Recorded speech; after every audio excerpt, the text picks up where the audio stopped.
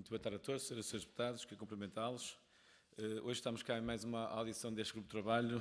Hoje temos a ANACOM, que é a Autoridade Nacional de Comunicações, a quem cumprimento a pessoa da senhora Presidente, a professora Sandra Maximiani, e também o senhor Jair Luís Correia.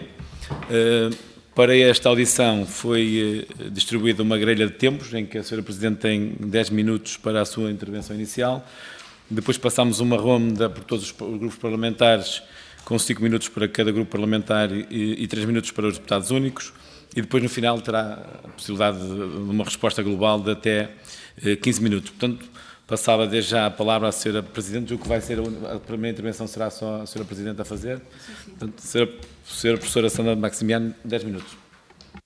Muito obrigada. Excelentíssimo Senhor Presidente da Comissão de Ambiente e Energia, excelentíssimos senhores e excelentíssimos senhores deputados, agradeço o convite para participar nesta audição em representação da ANACOM sobre o incidente energético de 28 de abril de 2025, chamado apagão. Estou aqui com total sentido de responsabilidade e disponibilidade para esclarecer a nossa atuação e os impactos deste evento nos setores que regulamos e supervisionamos. Para maior clareza, estruturarei a minha intervenção em 3 momentos. Primeiro, uma breve descrição do trabalho desenvolvido pela ANACOM na sequência do incidente. Segundo, a apresentação das principais conclusões da avaliação técnica, incluindo o comportamento das redes dos operadores e da rede Ciresp. E, por fim, uma referência às recomendações dirigidas ao Governo com vista ao reforço da resiliência do setor. Começando pelo trabalho desenvolvido pela ANACOM. Na sequência da interrupção do fornecimento de energia que afetou várias regiões do país, a ANACOM assumiu, desde o primeiro momento e no âmbito das suas competências, um papel ativo na monitorização da situação e na mitigação dos seus efeitos no setor das comunicações eletrónicas. Tratando-se de um evento excepcional, com impacto significativo na operação das redes de comunicações, a ANACOM ativou de imediato o seu gabinete de crise para avaliar a situação e garantir uma resposta técnica rápida e coordenada. No próprio dia, foram convocadas reuniões urgentes com os principais operadores, visando avaliar o estado operacional das redes, identificar constrangimentos e acompanhar a reposição dos serviços. O acompanhamento foi mantido de forma ininterrupta durante todo o período de disrupção, em estreita articulação com os operadores, o Governo e outras entidades relevantes, designadamente a Autoridade Nacional de Emergência e Proteção Civil. No âmbito desta coordenação, foram disponibilizadas formas de comunicação alternativas, nomeadamente frequências específicas e dedicadas, para garantir a operacionalidade no contacto entre o regulador e as várias entidades relevantes. Nos dias subsequentes foram enviados pedidos formais de informação detalhada a 14 empresas de comunicações eletrónicas e à Ciresp. Paralelamente foi recolhida informação junto de outras autoridades reguladoras, nacionais, europeias, com o objetivo de identificar boas práticas e realizar um exercício comparativo quanto à implementação de redes e serviços resilientes. Toda a informação obtida, incluindo a disponibilizada pela ERSE, pela Apritel e pelas congêneres europeias, foi analisada de forma integrada à luz do enquadramento legal aplicável, tendo em vista a formulação de recomendações concretas destinadas ao reforço da resiliência das redes e serviços de comunicações eletrónicas. Passando agora às conclusões da avaliação técnica realizada pela ANACOM. Conclui-se que, embora a origem do apagão se situe no setor da energia, o incidente gerou um efeito em cascata com impacto direto nas redes móveis e fixas, afetando o acesso ao 112 e às comunicações entre serviços de emergência e autoridades.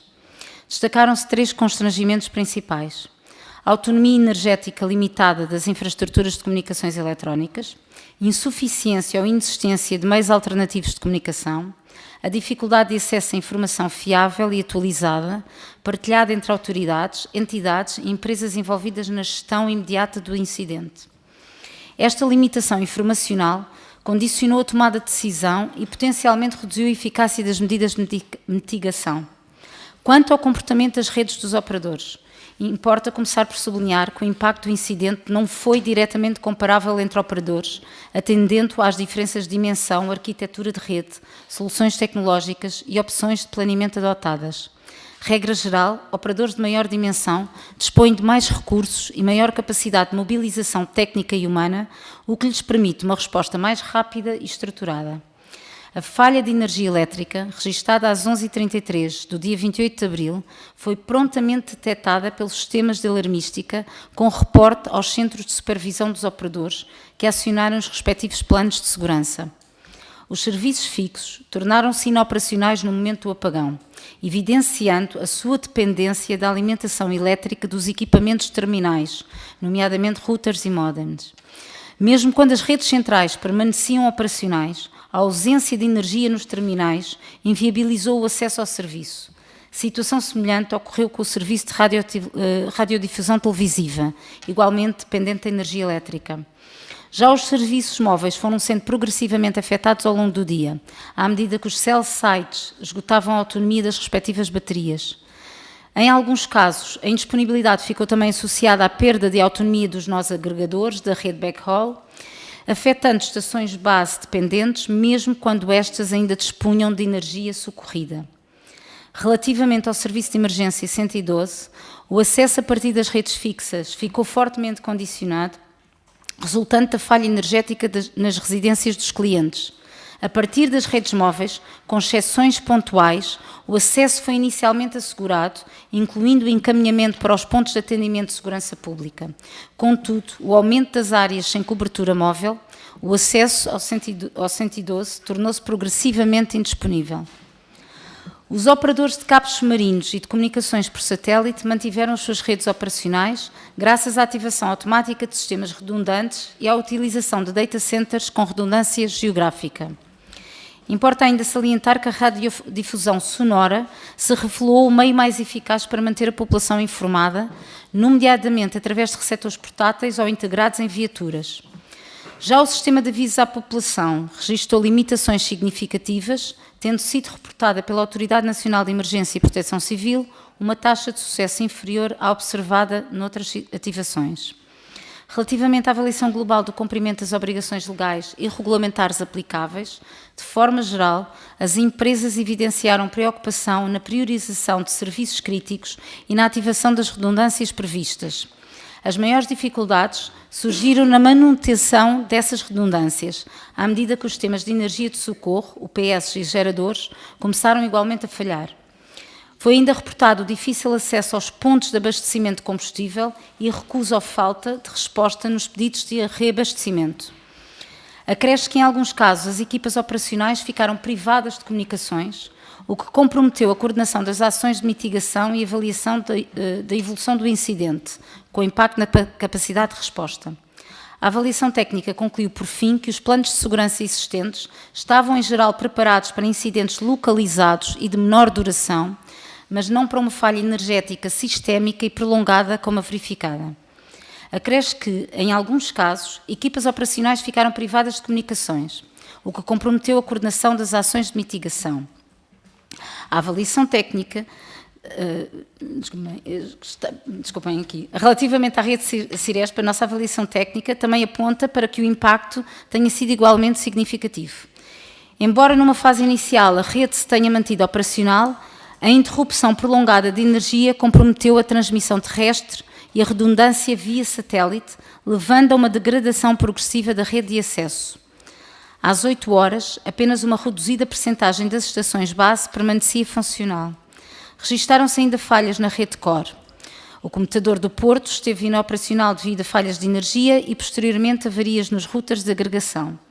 A atual arquitetura da rede, que faz depender cada estação base de um único MSO, comutador, o que limita a sua resiliência estrutural. O Ciresp encontra-se fortemente dependente do correto funcionamento das redes nos quais se encontra suportado, apesar da autonomia energética. A este respeito, identifica-se uma vantagem de diversificar as cadeias de fornecimento, separando o fornecedor dos circuitos terrestres do fornecedor via satélite. Quanto às recomendações da ANACOM, na sequência da avaliação técnica, a ANACOM apresentou ao Governo um conjunto de recomendações destinadas a reforçar a resiliência das redes e serviços de comunicações eletrónicas em situações de... A sua concretização exige articulação entre operadores, autoridades de emergência e proteção civil, reguladores e envolvimento ativo do Governo, atendendo aos respectivos impactos técnicos e económicos das medidas a adotar. Quanto a medidas técnicas, recomendou-se a avaliação da autonomia dos sistemas de energia socorrida, baterias, e de energia de emergência, como geradores, e eventual estabelecimento de valores mínimos. utilização de sistemas de energia adicionais baseados em fontes renováveis, implementação de redundância via satélite, disponibilização de meios de comunicações alternativos aos intervenientes e responsáveis na gestão de crises, adoção de mecanismos de acesso a serviços das redes móveis em situação de emergência, ligação direta de todos os operadores móveis aos pontos de atendimento de segurança pública e não apenas da MEL, diversificando as rotas de encaminhamento destas chamadas. Evolução do sistema de aviso à população de forma a suportar a tecnologia Cell Broadcast em complementaridade com o sistema em vigor, Location-Based, no SMS. Recomendou-se o estudo da viabilidade da disponibilização de informação à ANACOM sobre o estado de funcionamento das redes de comunicações eletrónicas em tempo real. E quanto às medidas organizacionais, foi recomendada a aceleração da identificação e designação das entidades e infraestruturas críticas no setor das comunicações eletrónicas, elaboração de uma lista de ativos prioritários na reposição do fornecimento de energia elétrica, estabelecimento dos procedimentos e critérios necessários para que as empresas de comunicações eletrónicas possam beneficiar do acesso à rede estratégica de postos de abastecimento, desenvolvimento de um plano de emergência intersetorial e também a realização de ações de informação e sensibilização da população. Senhoras e senhores deputados, o incidente de 28 de abril evidenciou a interdependência estrutural entre energia, comunicações e logística. Demonstrou também que a resiliência das comunicações eletrónicas não é apenas uma questão técnica, é um imperativo estratégico para a segurança, para a proteção civil, para a atividade económica e para a confiança dos cidadãos. Muito obrigada. Muito obrigado, Sra. Presidente. Passávamos agora à ronda pelos diferentes partidos. Passava a palavra ao Grupo Parlamentar do PSD, ao Sr. Deputado Paulo Muniz. Muito obrigado, Sra. Presidente. Cumprimento as senhoras e os senhores deputados e a Sra. Professora Sandra Maximiano e, na sua pessoa, toda a restante equipa que a acompanha. Senhora Professora, eu vou começar por uma questão que, enfim, nos preocupa muito. Tem a ver com a nossa incapacidade estrutural de pôr em prática, de fazer o seguimento das decisões, quer dos reguladores e muitas vezes do próprio Governo. Eu recordo que em 17 de junho e em 15 de outubro de 2017 ocorreram os fatídicos incêndios de grandes proporções e com grande consequência em termos das pessoas que faleceram nestes eventos, e nesta sequência a ANACOM criou um grupo de trabalho constituído por cerca de 18 entidades, e este grupo de trabalho tinha um compromisso formal de produzir um conjunto de recomendações concretas, não de intenções, quantificadas, as ações perfeitamente descritas, e fê-lo em 27 medidas que tinham por objetivo preparar o país em matéria de telecomunicações para situações de catástrofe e situações de grande impacto. Em maio de 2018, a ANACOM concluía este relatório, no qual eu destacava 3 medidas que constam do mesmo, aliás, o relatório está na vossa página da internet, e então a medida 15 e 16 dizia, e vou citar, implementação de energia de socorro, e descreve detalhadamente esta matéria. A medida 17 descrevia aquilo que era a constituição de uma reserva de combustível para que não se caísse naquela anedótica situação que muitos altos responsáveis insistem em propalar, que é no dia do incêndio, ou no dia do sismo, ou no dia do vendaval, que nós andamos de pirilampos à procura com um jerrycan de gasolina ou de gasóleo para o grupo gerador. Isto, se não fosse trágico, era caricato. E, portanto, essas 3 medidas, entre outras, como enterrar os cabos que interligam as principais estações de base e por aí fora, criar uma cerca e uma servidão em torno das estações para garantir que as mesmas sofrem menos com os incêndios, enfim, tudo isso foi formalmente estudado e proposto pela ANACOM. E a pergunta que eu faço é, estes relatórios de grupos técnicos que a ANACOM, enquanto autoridade reguladora, produz e bem, e que os entrega naturalmente aos diversos governos, isso é transversal, não se implementar as medidas. As medidas são só bons conselhos entre amigos. A senhora tem um regime sancionatório com os operadores que não cumprem. Houve algum regime imposto? foram verificar no terreno se as medidas que a própria ANACOM propôs estavam ou não implementadas. É porque, senhora professora, se assim não é, as medidas que, de forma muito oportuna, a ANACOM produz, com relatórios técnicos pesados, não passam disto mesmo. E nós estamos sempre no exato mesmo ponto face às grandes catástrofes. Eu tive a oportunidade neste grupo de trabalho, aliás, as senhoras e os seus deputados são testemunha disso, com o senhor Presidente da Autoridade Nacional de Emergência e Proteção Civil, antes das tempestades, de exatamente dizer que em matéria de energia, nós, naquilo que eram os sistemas de telecomunicações móveis fixos e de emergência, não tínhamos uma cultura de preparação e de proteção civil e que se houvesse um sismo, e se houver um sismo, em que a situação generalizada da falha de energia prolongada é evidente, nós vamos estar numa situação muito delicada. Eu disse isso antes da Cristina e das outras tempestades. E, portanto, o que é que nós vemos? Depois dos incêndios,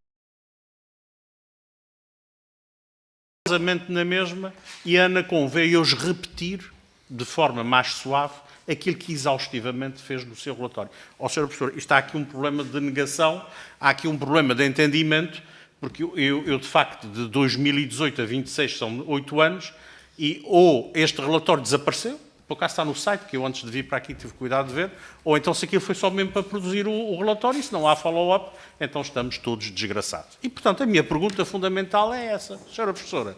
Não há rede de telecomunicações de emergência móvel ou outra que resista sem energia. É o primeiro ponto que nós temos que começar a conversar. Não é se tem rotas alternativas, não é se tem outros operadores, não é se vai via satélite ou via avião. Se não houver energia, não há nada disso. E então a primeira coisa que nós temos que olhar é as infraestruturas de telecomunicações têm uma matriz regulatória com um regime sancionatório vigoroso para que se cumpra isso. Tem ou não tem? E a ANACOM, o que é que fez para além de entregar este relatório que é exaustivo? Pugnou pelo cumprimento? Essa é que é a questão de fundo aqui. E, portanto, esta questão é uma questão de cidadania e é uma questão de responsabilidade política. E deixe-me dizer que amanhã o grupo parlamentar do PSD vai em plenário debater e apresentar exatamente sobre essa matéria uma posição sistematizada para endereçar este problema. Muito obrigado. Muito obrigado, Sr. Deputado Paulo Muniz. Passava agora ao grupo parlamentar do Chega, a Sra. Deputada Rita Matias.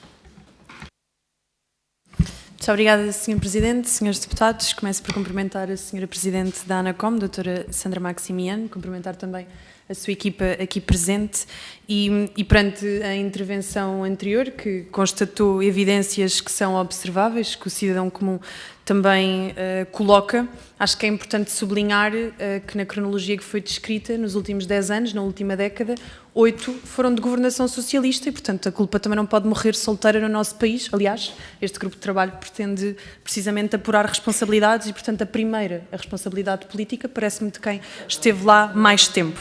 Em relação ao relatório que foi apresentado e que é tecnicamente detalhado, tem, no fundo, reconhecido a origem do incidente, que esteve no setor eletrónico, fala sobre os impactos relevantes nas redes de comunicação eletrónicas, na degradação progressiva das redes móveis e na forte afetação dos serviços fixos, nomeadamente no constrangimento ao 112, mas o grupo parlamentar do Chega queria compreender concretamente 3 dimensões. A primeira em relação ao que efetivamente falhou, a segunda em relação às fragilidades estruturais que foram expostas e depois que alterações concretas foram ou estão a ser implementadas, um bocadinho na sequência daquilo que ouvimos anteriormente. Em relação à arquitetura da falha e aos pontos críticos, o relatório identificou a degradação progressiva das redes móveis à medida que se esgotava a energia de socorro nas estações de base, bem como a forte dependência dos serviços fixos da energia nas instalações dos utilizadores. E a pergunta que coloco é qual foi, na avaliação técnica da ANACOM, o verdadeiro ponto crítico sistémico, talvez a autonomia insuficiente das estações, a limitação logística no reabastecimento, a dependência excessiva de interligações ou inexistência de redundâncias em elementos centrais de rede, enfim, respostas que sugerimos, mas gostávamos de vos ouvir a voz. A ANACOM também dispõe hoje de um mapeamento claro dos elementos cuja falha gera maior efeito em cascata. Esse mapeamento já está formalizado como instrumento regulatório ou permanece apenas como um diagnóstico técnico? O relatório menciona também diferenças significativas da autonomia entre operadores e a pergunta que queria colocar é se essas diferenças são aceitáveis do ponto de vista da resiliência nacional ou estão a revelar aqui uma ausência de critérios mínimos que devem ser harmonizados, e aí também poderemos ter um papel nessa matéria. Em relação ao 112 e às comunicações de emergência, percebemos que o relatório reconhece os constrangimentos relevantes no acesso ao 112, designadamente na rede fixa e na dependência de uma única rota de encaminhamento para os postos de atendimento de segurança pública, e confirma a ANACOM, à data do incidente, que o encaminhamento desta estava concentrado numa única estrutura. Pelo menos pareceu-nos a nós, queríamos ter a certeza. E se sim, qual é que é o estado atual dessas redundâncias, da redundância, aliás, dessas rotas e da diversificação das mesmas? A ANACOM considera que o atual modelo de interligação ao 112 cumpre plenamente o princípio da redundância crítica, ou existe hoje a obrigação regulatória de redundância física e lógica para chamadas de emergência? Por fim, neste ponto ainda, queríamos perguntar, em caso de novo apagão prolongado, pode a ANACOM assegurar que o acesso ao 112 está garantido com uma robustez superior àquela que foi verificada em abril do ano passado? Relativamente à autonomia estratégica e obrigações regulatórias, o relatório refere autonomias típicas de 1 a 2 horas para estações base, bem como a necessidade de avaliar a definição de tempos mínimos de autonomia diferenciados por criticidade da infraestrutura. Pergunto objetivamente, a ANACOM entende que deve existir um requisito mínimo obrigatório de autonomia energética? Se sim, que patamares considera adequados e em que prazo é que poderiam ser exigíveis e também com que mecanismo de fiscalização concreto? A ANACOM identificou também dificuldades logísticas no reabastecimento de geradores e no acesso a combustível. A questão que deixamos é se desde abril de 2025 existem protocolos formais que garantam uma prioridade no abastecimento a infraestruturas de comunicação em situações de crise, e ainda se foi elaborada uma lista de ativos prioritários para reposição de energia e registros com clientes prioritários nos termos do Regulamento da Qualidade de Serviços, se sim, se esta lista já está operacional e se é vinculativa. Em relação à coordenação intersectorial e à governação da crise, o relatório aponta limitações na troca de informação entre o setor energético e o setor das comunicações e uma incerteza quanto à duração do evento. Há algum protocolo de partilha de informação em tempo real entre operadores de energia e de comunicações? Existe algum interface técnico-operacional permanente? Sabemos também que a ANACOM propôs acesso a dados em tempo real sobre o funcionamento das redes durante incidentes, mencionam isto no relatório. Este mecanismo já está implementado. Também foram realizados exercícios de simulação de apagão prolongado envolvendo alguns operadores, como a ANEP e forças de segurança, é uma questão que deixamos, e se sim, se já há conclusões ou se há algum calendário previsto para que venham a executar. No que toca também a meios alternativos de redundância estratégica, vou mesmo concluir, peço desculpa. A ANACOM recomendou o estudo de soluções alternativas, incluindo comunicações via satélite, cartões SIM, com acesso prioritário multirrede. Pergunto se o grupo de trabalho recomendado foi constituído, tem mandato formal e prazo, já apresentou conclusões, e se, em caso de falha generalizada das redes comerciais, que meios alternativos de comunicação estão efetivamente disponíveis para comando e controlo do Estado e se estão inventariados. Muito obrigada e peço desculpa por ter ultrapassado o tempo. Muito obrigado, Sr. Deputada Rita Matias. Passava agora ao Grupo Parlamentar do Partido Socialista, o Sr. Deputado Pedro Vaz. Muito obrigado, Sr. Presidente. Eu não ia fazer, mas vou ter que o fazer. Felizmente, voltámos a ter a presença da Sra. Deputada Rita Matias, que percebi que tem estado ausente, está a descobrir que o Estado é mais do que o Governo e que existem outras entidades, nomeadamente reguladores. Bem-vinda, está a descobrir como é que funciona o Estado. E isso é importante para depois não dizer coisas que não devia. Sr. Presidente, muito obrigado por ter vindo. Eu gostava de fazer aqui algumas perguntas muito diretas. Eu não sou especialista em comunicações, portanto há assuntos que eu não consigo opinar nem questionar. Mas gostava de perceber o seguinte: foi distribuído, o Partido Socialista apresentou um requerimento ao Governo para distribuir os relatórios que o Governo solicitou, incluindo a ANACOM. Foi distribuída uma versão pública de algumas páginas. Este relatório, este sumário executivo da versão pública, tem 11 páginas. Eu gostava de saber quantas páginas tem o relatório que não é público. Gostava de saber quantas páginas é que tem o relatório que não é público e já agora ele foi classificado de reservado, que eu saiba, os deputados no âmbito das suas funções parlamentares têm direito a ver esse tipo de relatórios. Depois, fala que teve uma reunião com os principais operadores. Eu gostava de saber a que horas foi essa reunião. E se foi isoladamente ou se foi com todos ao mesmo tempo. Falou também que foi criada uma frequência específica para contactar entre a ANACOM e as operadoras. Eu gostava de saber porque é que não foi criada uma frequência específica para enviar aquele SMS por parte das operadoras a todos os cidadãos portugueses que receberam SMS relativamente ao apagão, já a luz, já a eletricidade estava restabelecida. Depois, gostava de fazer outra pergunta, e aqui até vou um bocadinho mais longe com o Sr. Deputado Paulo Muniz. Nos termos da lei, nós temos, neste momento, uma Comissão de Planeamento de Emergência de Comunicações. Foi criada pelo Decreto-Lei 20 de 2022. Esta Comissão de Planeamento de Emergência de Comunicações é presidida, coordenada por, eu não diria pela ANACOM, porque tem pessoas concretas, pessoas singulares, mas que são da estrutura da ANACOM. Nos termos desta lei, que entretanto foi alterada em 2025, teriam que ser identificadas não entidades críticas, mas infraestruturas críticas. E eu gostava de saber quais foram as infraestruturas críticas no âmbito das comunicações que foram identificadas. E se, por exemplo, as torres que dão o sinal das comunicações foram identificadas como infraestruturas críticas. E se foram, o que é que diz os planos de emergência relativamente a essas infraestruturas críticas?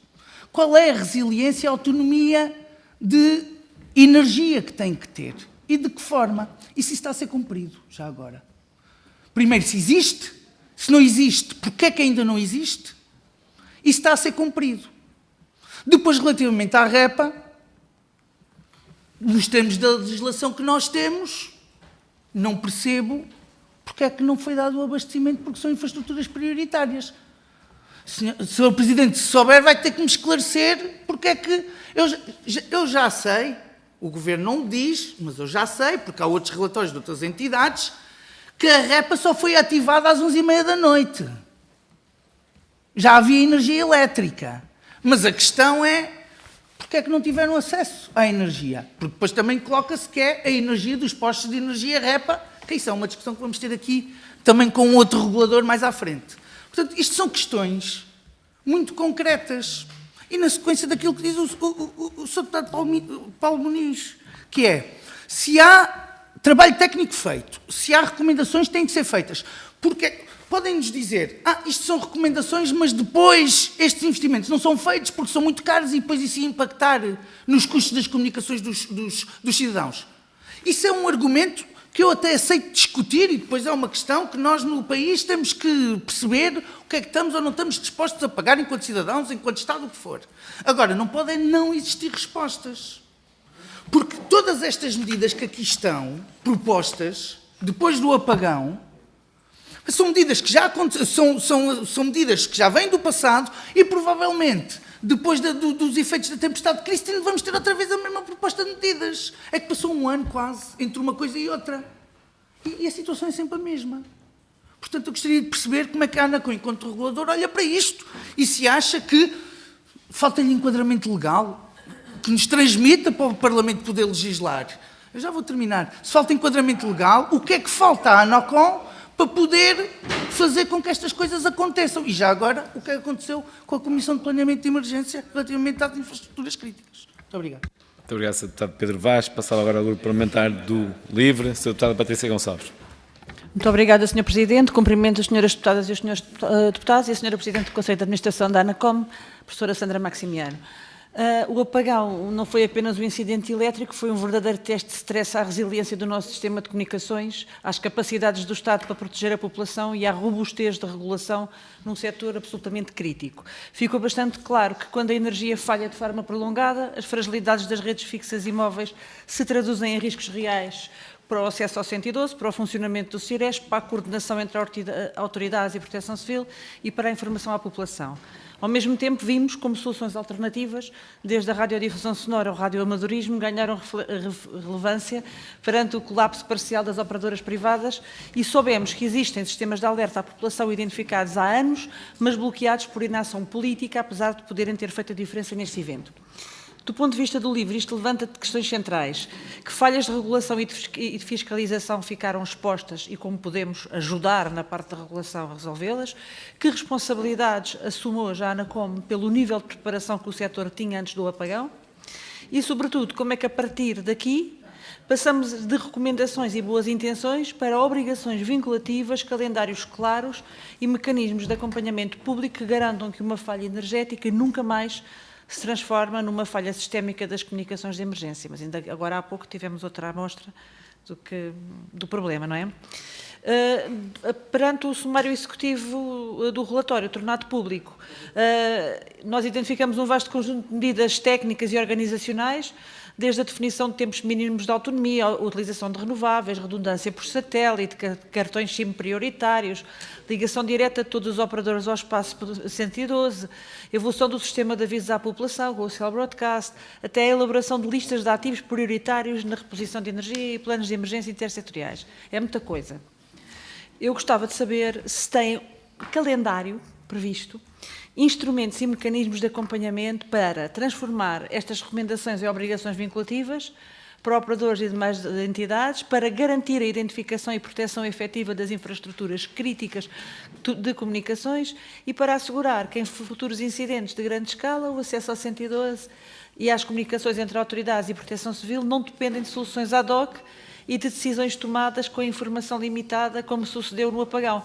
É uma pergunta muito concreta. Calendarização, o que é que estão a pensar fazer? Depois, o relatório refere também que os operadores apresentam várias medidas internas de reforço de resiliência, mas sem se perceber em que medida estas respostas voluntárias são suficientes para um cenário de apagão prolongado como este que falamos. Gostava de saber se consideram que a autorregulação do setor é adequada perante riscos sistémicos, já estou a ver, desta natureza, ou se entendem que é necessário passar a impor requisitos mínimos obrigatórios diferenciados por criticidade de ativos, com metas claras e sanções proporcionais no caso de incumprimento. Depois, referem também que os operadores apresentam várias medidas internas. Sim, não, isto já passou. Desculpem. Destacam também a necessidade de reconhecimento das infraestruturas de comunicações como críticas, das eletrónicas, bem como a sua integração em planos intersetoriais de resiliência com energia, segurança pública e proteção civil. E gostávamos de saber que articulação estão a fazer com a ERSE e com a ANEP e com o Governo para garantir que em futuros incidentes exista uma hierarquização previamente acordada de clientes e ativos prioritários, evitando que a reposição de energia e de combustível dependa de contactos avulsos e de decisões dispersas no terreno. Também ainda agora há pouco tempo vimos que isto continua a ser um problema. Salientam ainda dificuldades significativas de coordenação institucional e de informação em tempo real sobre o funcionamento das redes, bem como necessidade de interfaces que vos permitam aceder a dados de operação em tempo real. Gostávamos de saber se está nos vossos planos tornar obrigatória a disponibilização contínua, em tempo real ou quase real, de indicadores de funcionamento das redes por parte dos operadores. Não sei se me ouviram. Como é que vão garantir a interoperabilidade, a proteção de dados sensíveis e o eventual acesso dessa informação por parte de outras autoridades de segurança e da proteção civil. E depois, por fim, vimos que recomendam a evolução do sistema de avisos à população para o suporte da tecnologia Cell Broadcast, bem como mecanismos para priorizar SMS de emergência, sublinhando que a radiodifusão sonora acabou por ser um meio eficaz para manter a população informada durante o apagão. Nós concordamos em absoluto, mas gostávamos de saber qual é o vosso plano para agora, em articulação com o Governo, definir um modelo integrado de comunicações de alerta à população que combine rádio, SMS, Cell Broadcast e outros meios e como se garante que os investimentos necessários não são adiados indefinidamente por parte de falta de decisão política ou de compromisso financeiro dos operadores. Muito obrigada. Obrigado, Sra. Deputada Patrícia Gonçalves. Passamos agora ao Grupo Parlamentar do PCP, Sr. Deputado Alfredo Meio. Muito obrigado, Sr. Deputado Coordenador. Cumprimento a ANACOM, na pessoa da Sra. Presidente e da respectiva equipa. Eu acompanho no fundamental muitas das questões que já vieram para cima da mesa e, portanto, não irei repeti-las, mas, em todo o caso, eu creio que há duas lições que nós podemos extrair do apagão de 28 de Abril, mas também dos acontecimentos recentes. A primeira conclusão é da extrema vulnerabilidade estrutural e que tem a ver com a eletrodependência do nosso cotidiano. E este é um elemento central. E designadamente nas telecomunicações. Eu poderia dar outros exemplos, as próprias redes de abastecimento de água e de drenagem de esgotos, etc, etc. Não faltam exemplos, até na nossa vida doméstica. Mas o que aconteceu foi que, de facto, se verificaram falhas graves e excessivamente prolongadas, desde logo na garantia de abastecimento de energia elétrica às redes de telecomunicações, traduzidas, entre outras consequências, na falta de acesso à rede de emergência, o 112 e o próprio Ciresp teve as falhas que são conhecidas. Creio que ficou claramente evidenciado um sério problema de robustez e de resiliência das redes e até falta de capacidade de resposta elementar, ou seja, enquanto qualquer superfície comercial, isto não implica nenhuma desvalorização, antes pelo contrário, tinha um gerador a funcionar, os operadores não foram capazes de garantir a sua autonomia energética. Isto é incompreensível. É incompreensível do ponto de vista da organização, é incompreensível do ponto de vista da segurança e eu até diria até incompreensível do ponto de vista da decência comercial. Bom,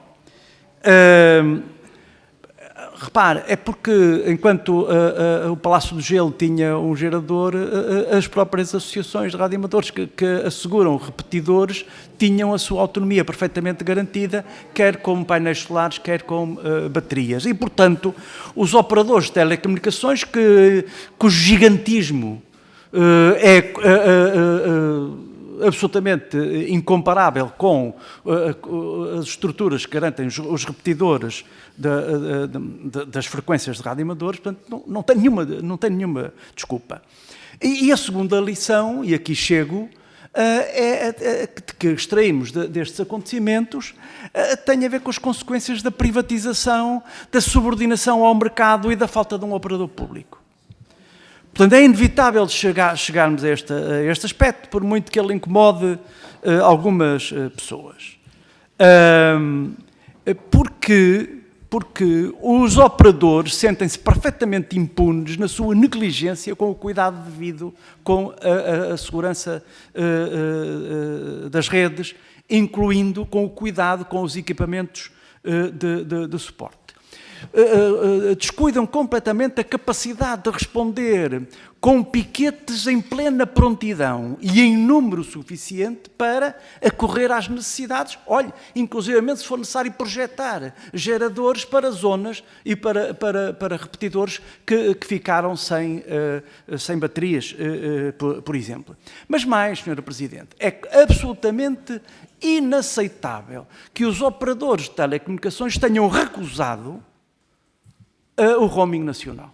O roaming nacional poderia ter, se não resolvido, minimizado em grande parte as falhas de telecomunicações que se verificaram. E, portanto, eu concluiria, de alguma maneira, tentado a repetir questões que já foram aqui colocadas, nomeadamente pelo Sr. Deputado Paulo Muniz e pelo Sr. Deputado Paulo Vaz, mas em síntese o seguinte, e também a Sra. Deputada Patrícia Gonçalves, perdão, concretamente o que a Anacom fez neste interim. Ou seja, entre o apagão de abril e as intempéries recentes, o que é que foi feito? Porque muito deveria ter sido feito. E disse, muito obrigado. Muito obrigado, Sr. Deputado Alfredo Meia. Chegamos agora ao fim da ronda pelos diferentes partidos. Tem agora a Anacom a resposta final global até 15 minutos. Perguntar ao Sr. Presidente se vai fazer a intervenção final sozinho ou vai dividir? Sim, vou fazendo, se houver aqui alguma questão mais técnica. Ok, então até 15 minutos. Muito obrigado. São muitas as questões e espero conseguir poder responder a todas elas com algum pragmatismo e também com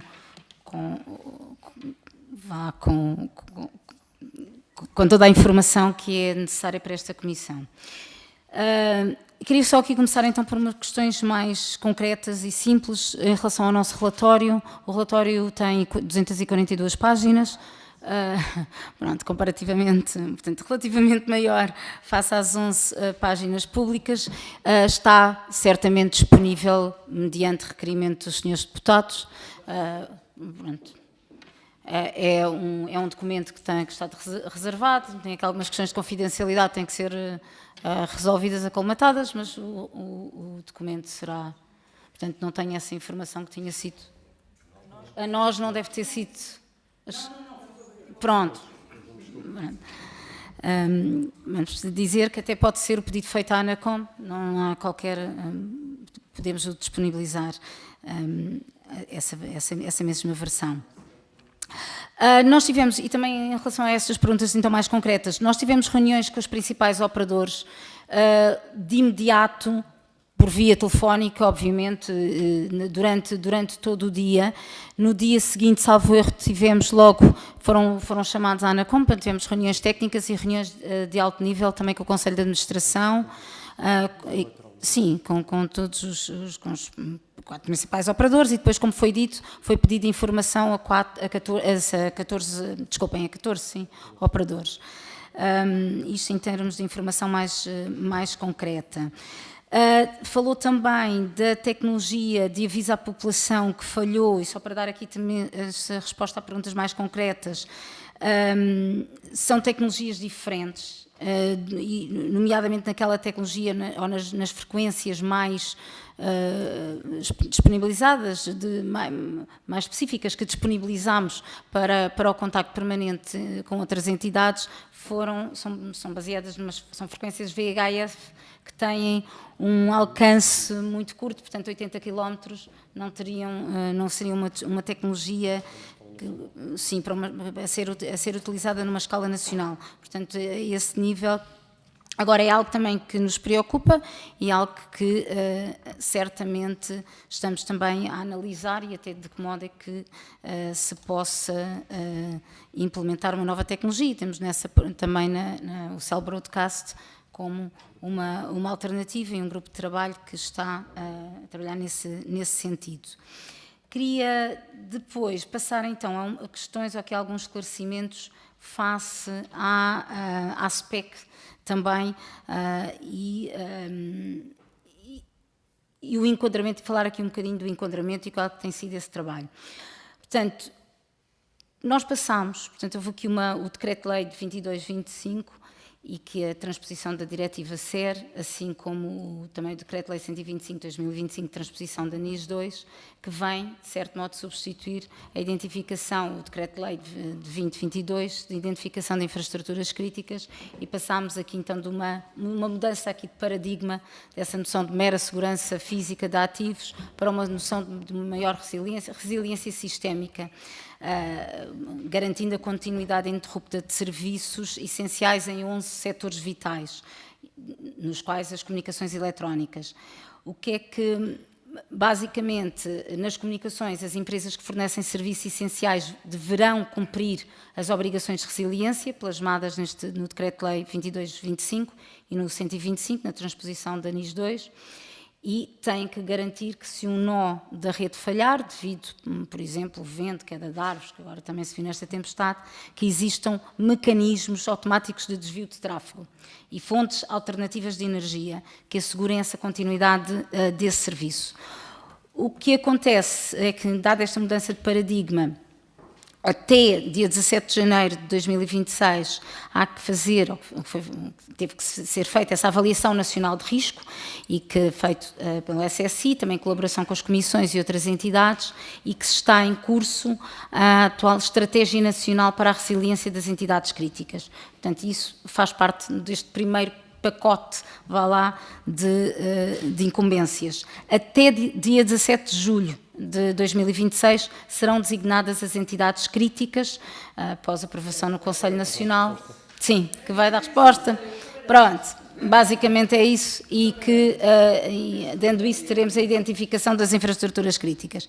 E daí, pronto, justificando também esse atraso e essa necessidade. Eu queria também dizer que, se existe ou não existe um impacto de não identificação ou de ainda não ter sido feita essa identificação de entidades críticas, a continuidade dos serviços, e quer a segurança e a integridade, não está num vazio legal, não é? Os prestadores de serviços estão estritamente vinculados ao Regulamento 303, de 2019, da ANACOM.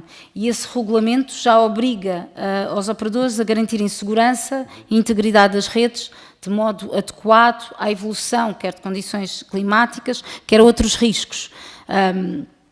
E assim como também, portanto, basicamente garantir que a escolha dos locais, dos equipamentos e procedimentos de preservação estão garantidos também. Basicamente, o que é que acontece agora é que o Decreto-Lei das infraestruturas críticas, nomeadamente a transposição da NIS 2, é um salto qualitativo, espera-se, e acho que o setor também espera, que seja aqui um salto qualitativo na resiliência nacional, que mas vai ampliar as obrigações de segurança e reforça essa mitigação de incidentes. O que é que acontece atualmente é que, ao abrigo do 303, as empresas já têm que fazer essa análise de risco, não têm que ter uma obrigatoriedade no que respeita à autonomia energética específica, portanto, em relação a ter aqui alguma obrigatoriedade no que respeita à autonomia de baterias, por exemplo, isso não acontece. Não significa, porém, que no âmbito deste regulamento que não tenha que ser são feitas reavaliações de risco, e isso fazemos. Nós fazemos a análise dos relatórios da auditoria, não com base no regulamento 303, e que não sejam,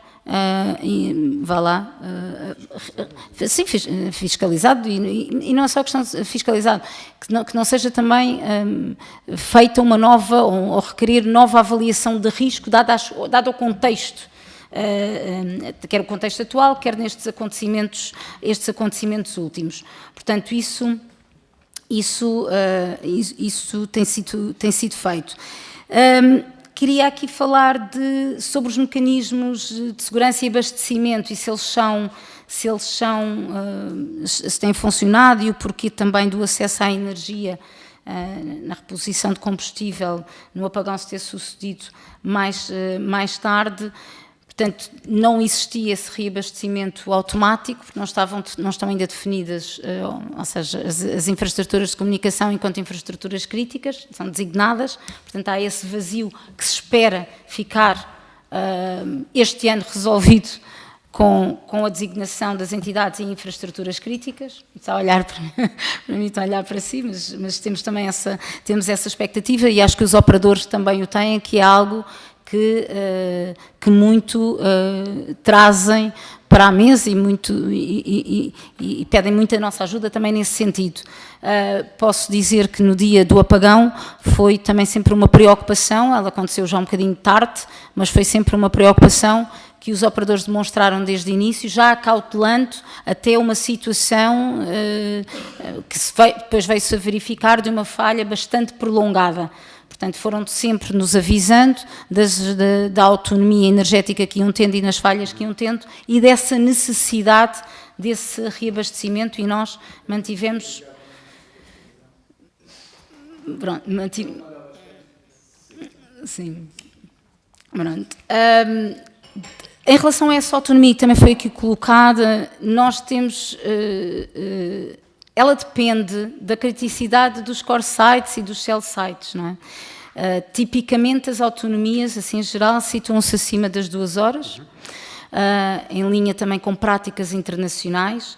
Também gostava aqui de dizer que a União Internacional de Telecomunicações, o IT, não define um valor mínimo universal de autonomia obrigatória para sites móveis, mas apenas orientações em função de se está numa zona urbana, numa zona rural, e tendo em conta também essa resiliência de redes e planeamento para desastres. Portanto, é nesta perspectiva, é com este enquadramento que o Regulamento 303 também foi construído, com a transposição da NIS 2 e a Diretiva SER e com a definição de designação das infraestruturas críticas, é esperado que exista um plano de contingência que é mais rigoroso para estas infraestruturas, até com a definição de tempos de autonomia para a energia socorrida.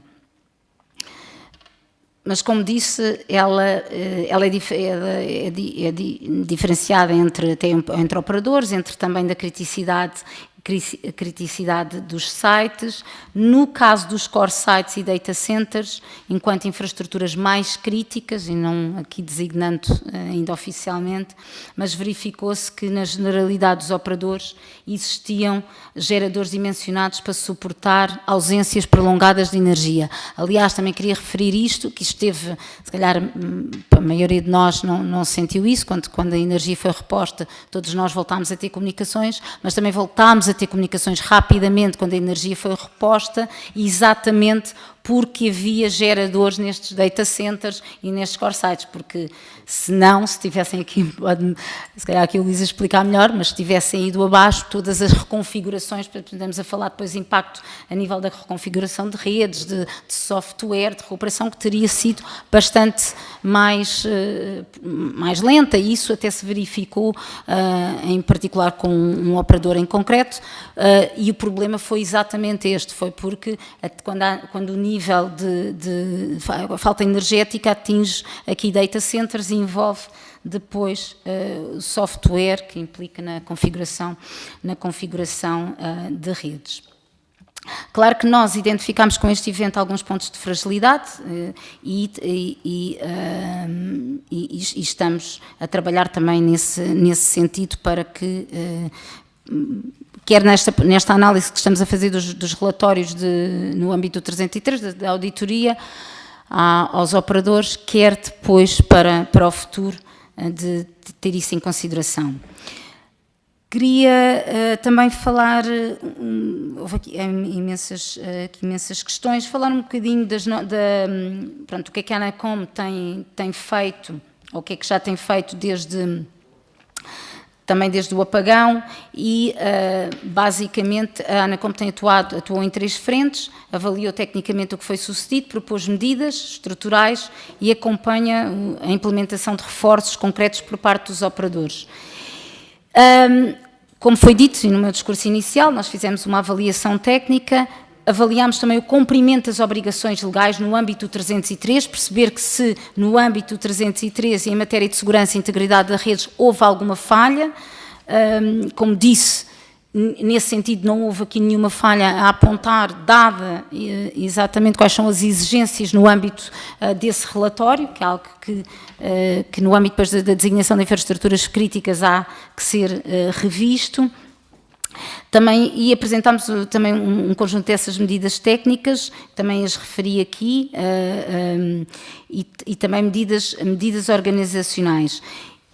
Eu gostava de referir que os operadores não ficaram totalmente inertes e já implementaram um conjunto relevante de medidas que nos têm vindo também a comunicar, nomeadamente o reforço das autonomias energéticas em salas críticas e sites móveis, portanto já houve investimento feito por parte dos operadores neste sentido, o aumento das reservas e da capacidade de armazenamento de combustível, distribuição estratégica de reservas e reforço da logística de transporte, portanto, aquisição adicional de geradores e reforço dos planos de manutenção de baterias, reforço da redundância de backhaul e da conectividade alternativa e melhoria dos planos internos de gestão de crise. Portanto, nós, no âmbito das nossas competências, temos pedido informação aos operadores das medidas que já têm sido implementadas face a este evento do apagão. E relembro também que no âmbito do 303 não existe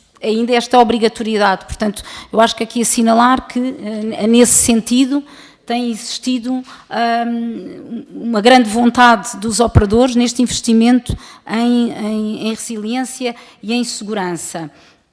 Aliás, e cada vez mais, o senhor deputado que já saiu, mas cada vez mais os consumidores valorizam a segurança como um atributo das redes. Portanto, eu acho que isso é percebido também pelos operadores que, assim como em outras dimensões, de aumentar, diminuir a latência, aumentando a velocidade, dando maior segurança, maior resiliência, garantindo essa resiliência. Só para lhe dar a informação, já passámos o tempo, era um minutinho para concluir, por favor. Então deixe-me aqui falar um bocadinho aqui do 112, se calhar aqui, como foi aqui uma pergunta mais concreta, só aqui ter aqui algumas, muito rapidamente. A autonomia tem de ser revista realmente aqui do 112 e que, como falei, recomendou-se a diversificação das rotas de encaminhamento para que todos os operadores móveis disponham de uma rota e redundantes. Não sabemos, portanto, ainda se essa recomendação foi acolhida pelo Governo, é uma competência em matéria, competência do Ministério da Administração Interna. A ANACOM não tem competências para impor referida essa medida, vai depender, portanto, mas estamos em cooperação e a trabalhar também nesse sentido. Pronto, obrigada. Muito obrigado, Sra. Presidente. Chegamos então ao fim desta nossa audição, sem antes voltar a agradecer a disponibilidade por parte da ANACOM, da Sra. Presidente, toda a equipa que a acompanhou, pelos esclarecimentos que aqui prestou e perante as preocupações de todos os grupos parlamentares. Portanto, mais uma vez, muito obrigado. Sim, e já agora, pronto, se nos fizerem fazer chegar o pedido de acesso ao relatório, com todo o gosto o distribuiremos, e também perguntas adicionais que queiram ter uma resposta mais completa e por escrito, também, né, mantenho essa disponibilidade para fazermos chegar. Sim, muito obrigado, Sr. Presidente. Obrigado.